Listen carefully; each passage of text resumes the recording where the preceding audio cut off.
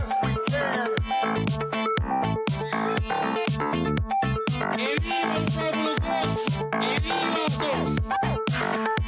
Je vous demande de vous arrêter. Je crois aux forces de l'esprit. Bonsoir et bienvenue, vous êtes au bon endroit, au bon moment, pendant le 20h sur France 3 Corse via Stella. Évidemment, pour cette dernière semaine de diffusion, nous revenons sur des débats qui vous ont passionné et qui ont suscité beaucoup de réactions sur les réseaux sociaux, une sorte de droit de suite. Le livre corse, son identité, sa distribution, mais aussi la place du libraire en question, c'est notre thématique du soir. Et pour m'accompagner ce soir, Jean-Jacques Colonna d'Istria, éditeur. Bonsoir Jean-Jacques. Bonsoir Philippe. Norbert Paganelli, auteur. Bonsoir Norbert. Et Marcel Petricciol qui va co-animer avec moi cette émission. Il va intervenir sur tous ces aspects, vous le savez depuis plusieurs mois maintenant, liés au livre. Alors la place du livre en Corse, le fil d'Ariane de notre conversation du soir. Commençons par évoquer la littérature corse. Existe-t-elle, Jean-Jacques? L'avez-vous rencontrée? Ce qui me gêne déjà, c'est que l'on mette ces deux mots ensemble, littérature corse. Moi, je veux bien qu'il y ait une littérature en Corse, et puis il y a la littérature. Je crois que quand on atteint la littérature, eh bien, on devient un grand écrivain. Je pense évidemment à Marc Biancarel, à Jérôme Ferrat et à d'autres aussi qu'on oublie. Marie Ferrante, Jérôme Camilleri, enfin on pourrait en citer comme ça, Jean-Noël Pancrase aussi. On peut en citer comme ça une quinzaine ou une vingtaine. Donc littérature corse, non. Littérature en Corse, oui. Et littérature universelle. Là, oui. Quand on parle de Marco Biancarel, on peut dire qu'il fait partie de la littérature internationale universelle. Alors, vous citez Marco Biancarel qui est édité par Actes Sud, Murto, l'ouvrage de Marco Biancarel, qui est classé par Actes Sud dans sa collection littérature étrangère. Cela n'est-il pas la preuve qu'il y a l'existence d'une littérature corse qui vit sur un territoire avec une histoire, une langue? Norbert? Écoutez, moi, à la différence de Jean-Jacques, le terme de littérature française, de littérature corse ou belge ne me choque pas du tout. Lorsque j'étais au lycée, j'ai bien étudié les manuels Lagarde et Michard ou Chassan et Séninger. Il y avait bien intitulé dessus littérature française. J'ai étudié aussi la littérature latine, grecque. Dans ma bibliothèque, j'ai des anthologies de la poésie espagnole, italienne, etc., etc. Donc, l'adjectif précisant que c'est une littérature d'un pays ne me choque pas.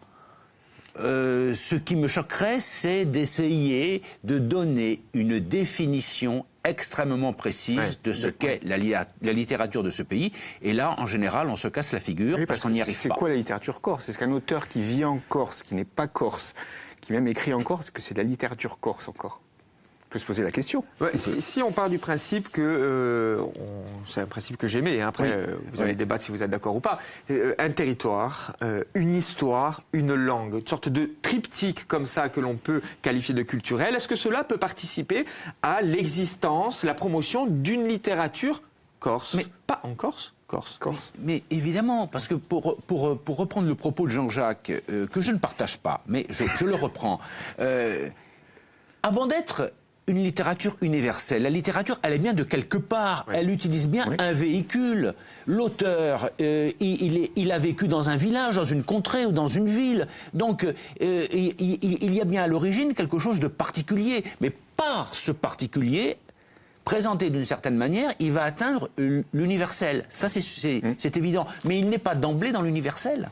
Le danger, c'est que quand vous parlez de littérature corse, vous incluez aussi la mauvaise littérature corse. Là, vous ne pensez uniquement qu'à la bonne qui passe le tremplin, je dirais. Quand vous dites la bonne, on va expliquer. Oui, les auteurs. J'ajoute les termes universels, intemporels, etc. Mais il y a aussi une très mauvaise littérature en Corse. Alors c'est pour ça que je préférerais qu'on n'accole pas ces deux mots. Pour revenir à Actes Sud et à Murto, moi je m'inscris en faux aussi, encore dans cette appellation. Je trouve ça très dangereux et je pense même que le fait que Actes Sud, donc un éditeur installé en France, considère qu'une littérature corse soit classée dans le domaine étranger, moi, me choque beaucoup. J'aurais préféré...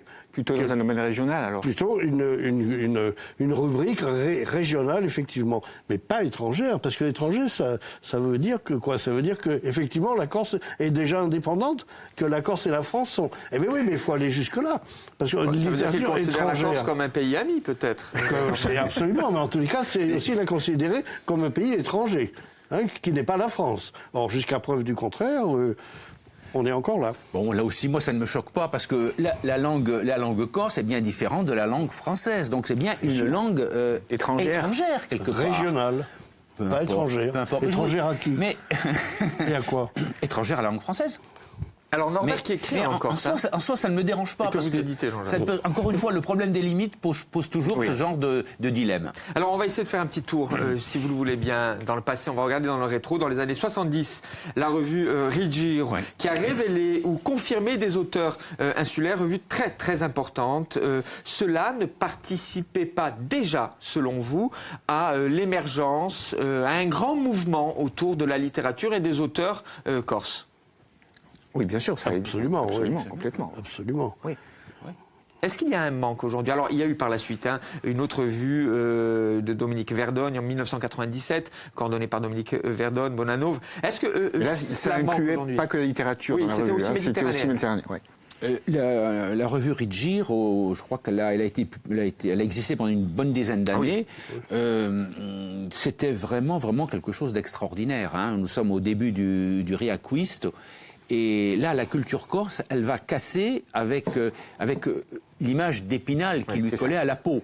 Hein, donc, il y a eu des traductions de Samuel Beckett, il y a eu des traductions d'auteurs étrangers, contemporains. Là, on plonge vraiment dans ce qu'est le Riaquist, c'est-à-dire dans la modernité. Oui. Et elle fait déjà la différence de qualité entre, effectivement, une bonne littérature qu'elle promeut et qu'elle met en avant contre une littérature plus légère, en tous les cas, plus provinciale, comme on disait à l'époque. Alors, existe-t-il, même si j'ai entendu tous vos arguments, existe-t-il néanmoins, si l'on évoque la littérature corse, allez, ou pour faire plaisir à Jean-Jacques Colonnadis, l'éditeur, une littérature en Corse, c'est une petite différence, existe-t-il une singularité? Est-ce que vous y trouvez une singularité? Dans les thématiques, peut-être même dans le style. On parle souvent d'école.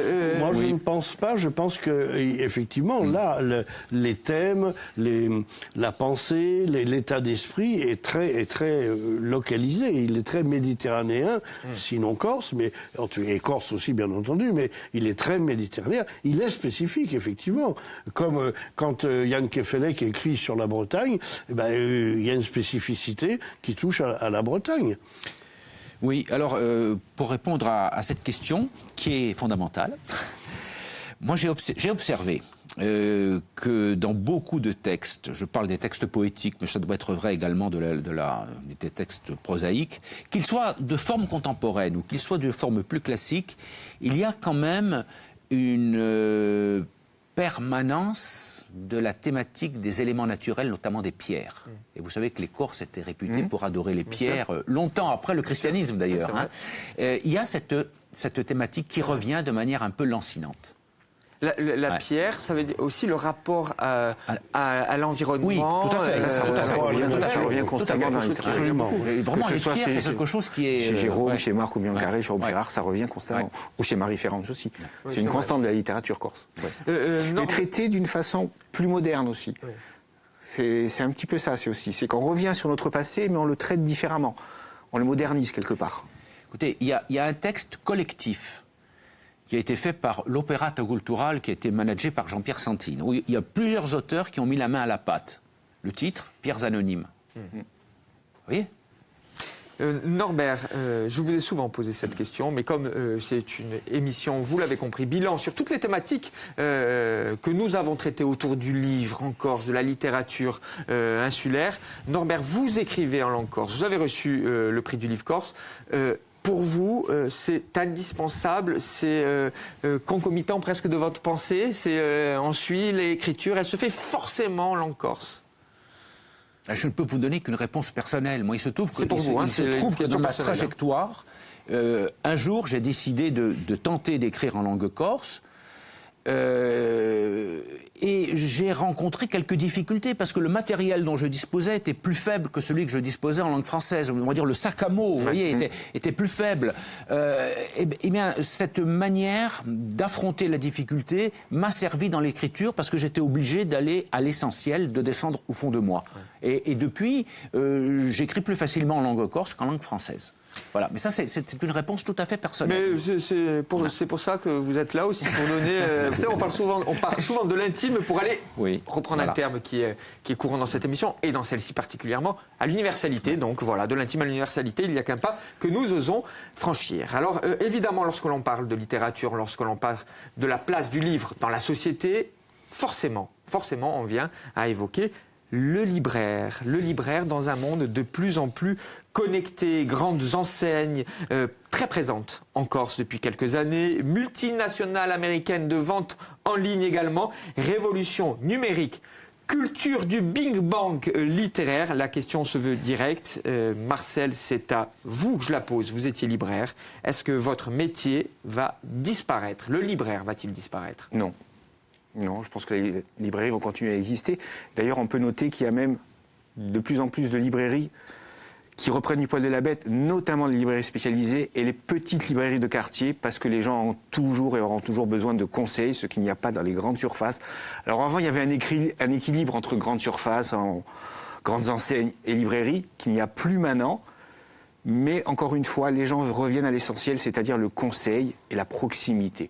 Ça manquait. Il y a eu un engouement pour toutes ces grandes enseignes. Il y en a qui ont fermé d'ailleurs. Et les gens reviennent. Donc à mon sens, la librairie exerce toujours. Et on parle de numérique, mais il y aura toujours des livres papier. Il y a un seuil qui va être atteint entre le numérique et le livre papier. On n'y est pas encore. Mais les librairies existeront toujours. Ce qui est important, c'est d'évoquer la place de la librairie, du libraire, aussi comme lieu de vie, comme lieu de dialogue, lieu de relations sociales. Il y a un ouvrage que l'on va voir, que Fabienne Levallois, notre script, va nous présenter à l'image. Pourquoi notre futur dépend des bibliothèques, de la lecture et de l'imagination. Dans cet ouvrage-là de Nelly Gaiman, il retrace tout ce que nous venons de dire et l'importance dans les relations humaines du livre. Marcel. Du livre, de la bibliothèque. Vous l'avez dit, comme lieu d'échange, comme lieu de rencontre, comme lieu de partage. Pourquoi l'importance des bibliothèques? Et là aussi, il le dit, les bibliothèques continueront toujours à exister. Il montre comment les bibliothèques se modernisent, notamment avec des accès Internet. Et dans la deuxième partie, il parle de l'imagination, de l'imaginaire. Pourquoi c'est important pour les futures générations qu'ils puissent encore imaginer? Et quoi d'autre que le livre pour imaginer, pour entrer dans un monde complètement imaginaire? C'est tout ça qu'épuise Gaiman. Et franchement, quand on lit ce petit texte qui est en téléchargement gratuit sur Internet, vous tapez le titre et vous l'avez en téléchargement gratuit, c'est pas un souci. On comprend vraiment que le livre n'est pas prêt de mourir. Et encore une fois, je dis l'importance. Il n'y a pas d'autre moyen que le livre pour développer l'imaginaire d'un enfant. Il faut bien comprendre ça. Vous pourrez parler de cinéma, parler de ce que vous voulez, c'est le livre.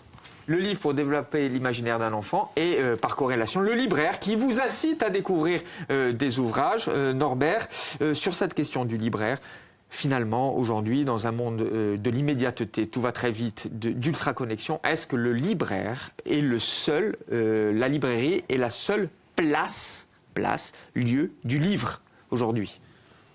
Non. Puisqu'on peut trouver des livres dans les stations-service, on peut trouver des livres dans certaines boutiques qui vendent autre chose que de la littérature. Cela dit quoi de notre société? Comment? Cela dit quoi de notre société? Qu'elle est à la recherche de nouveaux canaux et qu'elle est incertaine sur elle-même et que la place du livre n'est pas assurée. Jean-Jacques?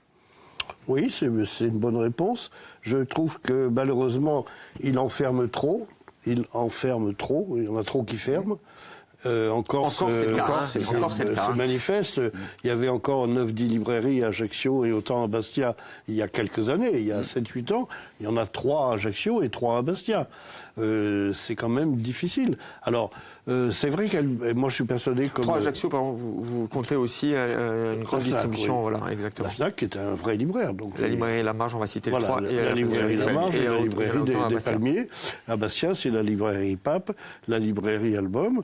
Et malheureusement, je crois que il y en a que 2 finalement, vous voyez. Le Roi Lire. Le Roi Lire a fermé. Alors on ne va pas citer toutes les librairies de Corse, mais il y en a d'autres à Porto-Vecchio notamment. Oui, il y en a une à Porto-Vecchio. Il y a quand même qui essayent.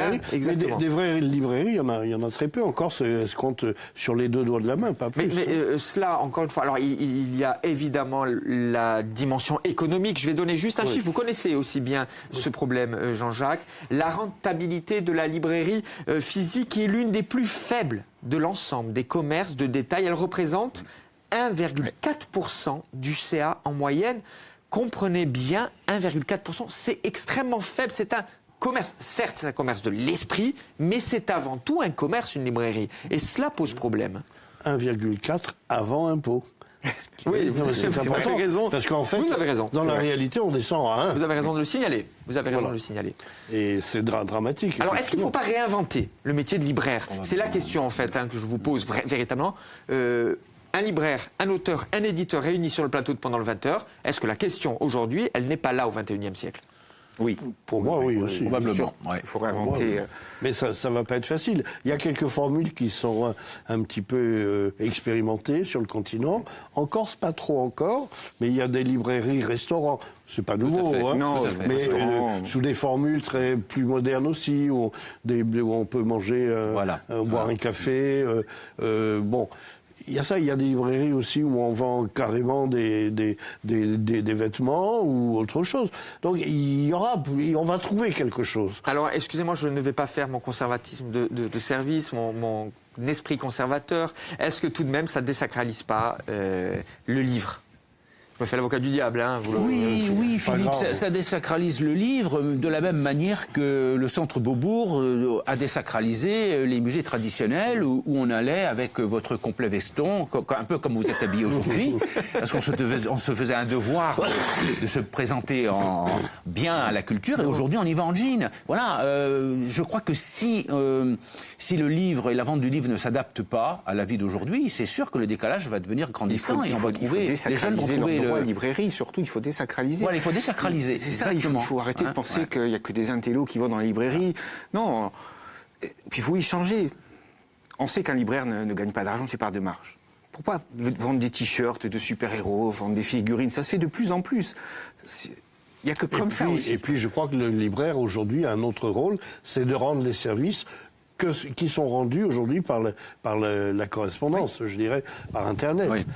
Et ça, ils peuvent le faire. Certains le font. Il y a même jusqu'à Paris, maintenant j'ai vu, il y a même des librairies dans lesquelles vous pouvez fabriquer votre livre en avec une une heure. imprimerie, une imprimante 3D. Voilà, absolument, incluse dans la librairie elle-même. Donc il y a sûrement des possibilités, il y a de nouveaux chemins à parcourir. Il faut que les libraires aient le courage de s'y infiltrer. Ça commence. Alors en posant la question de l'existence d'une littérature corse, de la place du libraire dans une société de plus en plus connectée, le dernier échelon est la distribution. C'est un débat que nous avons eu il y a plusieurs mois, un échange passionné et passionnant qui a fait beaucoup réagir sur les réseaux sociaux. C'est une des émissions de Pendant le 20h d'ailleurs où il y a eu le plus de réactions. Réactions dues notamment à vous, Norbert, et à votre idée de service public de distribution du livre en Corse. Vous la maintenez, cette idée? Il faut y aller encore plus loin, il faut essayer de faire réagir les élus sur cette question, les élus de l'Assemblée de Corse? Oui, je le pense sincèrement. Que les éditeurs demeurent dans la sphère privée, qu'ils utilisent leur talent et leur dynamisme pour faire des livres. Par contre, ils n'ont pas les moyens de distribuer d'une manière satisfaisante en Corse. Il faut donc, face à cette carence, que les pouvoirs publics y mettent leur nez, de manière à mettre tout le monde sur un pied d'égalité, les grands comme le petit, ceux qui veulent y participer, bien sûr. Certains ne voudront pas y participer. Voilà. C'est le cas de Jean-Jacques qui n'est pas d'accord. Jean-Jacques Laladistrière, éditeur, qui n'est pas pour un service public de distribution du livre en Corse. Parce que c'est impossible, quoi. La distribution du livre, comme la distribution du vin ou de n'importe quel autre produit, malheureusement, c'est du commerce, et puis c'est tout. Et là, la CTC ne peut pas intervenir à ce niveau-là. En revanche, ce qu'elle peut faire, et ce qu'elle commence à faire, je crois, puisqu'on nous a demandé, enfin moi en tant qu'éditeur, on me l'a demandé, donc j'imagine à tous les autres, La CTC nous a demandé, par exemple, de lui envoyer la couverture de tous les livres qu'on a fait paraître en 2017. Ça veut dire qu'il se préoccupe du problème, et ça, c'est une bonne nouvelle. Je pense que, et c'est ce que je développais lors de cette précédente émission, le rôle de la CTC pourrait être de constituer un catalogue général de toutes les éditions qu'il y a en Corse, de tout ce qui est édité en Corse. Ça, oui, mettre un outil à la disposition des uns et des autres, des professionnels comme du grand public. Mais aller jusqu'à distribuer, c'est vraiment... C'est déjà un peu le cas ici. Il est imparfait, le catalogue, mais il y a référencé le nombre d'éditeurs avec les titres. Alors là, vous demandez d'aller beaucoup plus loin, c'est-à-dire vraiment de mettre l'ensemble des titres des éditeurs. Mais je crois qu'ils y vont. C'est une des actions de Josefa Giacomette, à la tête de la culture à l'Assemblée de Corse. Sur la distribution du livre en Corse. Moi, c'est pas qu'en Corse que ça pose problème, c'est sur le continent. Et peut-être que là, la CTC pourrait faire quelque chose. Qu'on comprenne bien l'inverse, les livres édités en Corse, qui sont très mal distribués sur le continent. On peut pas, faute de pouvoir économique. Les moyens. Alors peut-être que là, la CTC pourrait intervenir. La distribution du livre en France est une telle structure qu'on ne peut pas y avoir accès, ou très difficilement. Je vais vous donner simplement un exemple. Vous allez chez un distributeur français qui va vous distribuer dans toute la France, il vous demande 70 à 80% du prix de vente public, il vous demande un dépôt, une garantie financière, il vous demande... Enfin, tout est à votre charge. Sinon, si on vendait des milliers de livres, oui, on arriverait à s'en tirer. Mais c'est pas en vendant quelques centaines d'exemplaires de livres par an que l'on peut être rentable. Mais sur cette idée de Marcel, essentielle, importante, nous avons parlé de l'existence d'une littérature corse, d'une littérature en Corse. Pour que cette littérature existe, pour que cette littérature vive, il faut que les auteurs soient lu, ça paraît simple, mais c'est efficace. Et pour qu'il soit lu, il faut aller toucher un autre public. Le public sur le continent, c'est important, Norbert. C'est un vrai problème aujourd'hui. Il y a des écrivains corses. C'est pas qu'aujourd'hui, ça a été le problème de toujours. Moi, je suis désolé de le dire. Mais vous pouvez le dire, vous êtes 40 ans ou 50 ans que je fais de l'édition. Pour moi, c'est un échec. Mon échec, il est là. Je n'ai pas réussi. Et on n'a pas réussi tous ensemble, collectivement, à faire évoluer ce problème-là, qui est le problème du livre en Corse. Et je ne vois pas la solution. La solution que prône Norbert me paraît impossible. Bon, maintenant on ne sait jamais. Mais il y a des pistes à creuser à ce niveau-là. Je maintiens ma position. Oui, je vous connais un petit peu, je sais que vous ne changez pas d'avis aussi facilement, Norbert. Non, mais juste, il nous reste quelques minutes d'émission. Il y a plusieurs écrivains corses qui se sont insurgés sur par le fait que leurs livres étaient mal distribués, édités par les maisons d'édition nationales et en Corse, et l'inverse.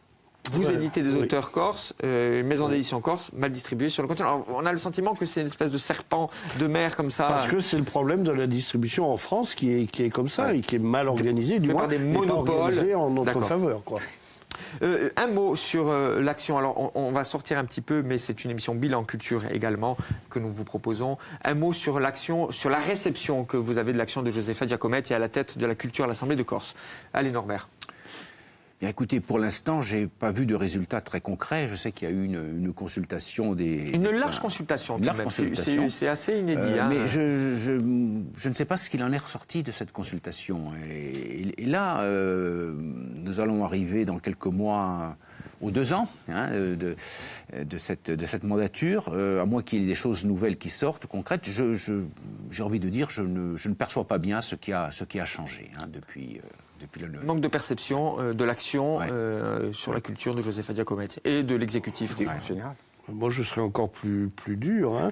J'ai refusé de participer à ces assises parce que c'est en 50, je vous disais que ça faisait 50 ans. Assises qui a été lancé, on va le rappeler. Assises qui a été lancé par... C'est les dixièmes auxquels on me demande de participer en Sauf que là, il semble tout de même que beaucoup d'acteurs culturels ont été écoutés vraiment. C'est ce que j'allais dire, mais vous anticipez sur ma réponse. Effectivement, j'ai refusé et je le regrette un petit peu dans la mesure où, comme vous venez de le dire, Philippe, il y a déjà un premier résultat qui est cet appel aux éditeurs en leur demandant de... Donc là, pour la première fois, je dois bien le dire, on dirait qu'il se passe quelque chose et c'est tant mieux. Alors, enfin, 1 minute et quelques avant la fin, pendant le 20h spécial autour du livre, un autre mot sur une autre personnalité du monde de la culture récente, en tout cas récente dans ses nouvelles fonctions, ministre de la Culture du gouvernement d'Édouard Philippe, Françoise Nyssen, qui fut ou qui est toujours en fait directrice, co-directrice des éditions Actes Sud. Messieurs, cela, j'imagine, ne peut que vous réjouir. Une phrase, la bonne personne à la bonne place. Je pense, on peut résumer ça comme ça. Sur les résultats, on verra. Elle a dit qu'elle avait besoin de temps, qu'elle ferait ses preuves. Mais c'est la bonne personne. Inédit, hein, dans l'histoire de la Ve République. Tout à fait. A priori, rien à dire, mais on attend les résultats. Rien à dire. Quand vous dites l'espérance, c'est oui, l'espérance forte. Rien à dire sur cette initiative, dans le sens que je ne me permettrai pas de critiquer une telle nomination. Je trouve même que c'est une excellente idée. C'est le message qu'on est envoyé. C'est ça qui est intéressant. C'est la première fois depuis André Malraux qu'on a un culturel à la culture. Oui. Il y a eu Maurice Druon pendant un an. Ouais. Très peu. Oui, c'est vrai. C'est vrai, pendant un an, vous avez raison. Marcel, la mémoire des ministres de la Culture, c'est sa grande marque, Marcel. Il aime bien évoquer les ministres de la Culture dans cette émission. Merci beaucoup à vous trois d'avoir participé à cet échange autour du livre, de la place du livre en Corse, de la place du libraire, du mode de distribution, toutes des questions qui vous ont passionné, qui vous ont fait réagir sur les réseaux sociaux.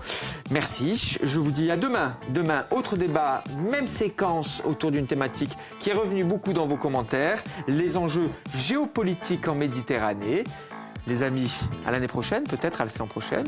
À demain, même mieux, même heure. Ça se passe évidemment pendant le 20h.